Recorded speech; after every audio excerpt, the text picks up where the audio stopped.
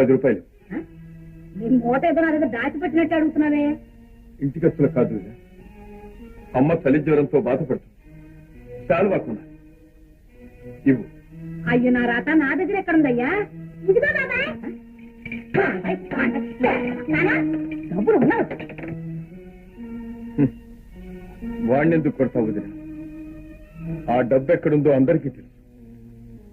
అంతవరకు రానియకుండా మర్యాదగా ఇస్తావా, లేకపోతే నన్నే తీసుకోమంటావా? ఎంత మరిది అయితే మాత్రం ఏమిటి దౌర్జన్యం? ఎంతలో ఉండాలి అంతలో ఉంది. అది మా అన్న డబ్బు. అమ్మని చూసే బాధ్యత ఆయనకు కూడా ఉంది. ఏ ఆయన ఒక్కరికేనా? ఇంకా 3 మిడికారుగా. చాలులే గొప్పుతారో చాటాలే పెడతారు. చిన్న వదిన తన నగలన్నీ అని అందరికీ తెలిసేతాలు పెడుతూనే ఉందిగా.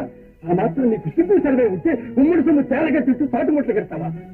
అందరూ పోయిన తర్వాత పాడుడ బెంతుకు కట్టగట్టు పోతావా, కరగెత్తి తాగుతావా? తినగలండి.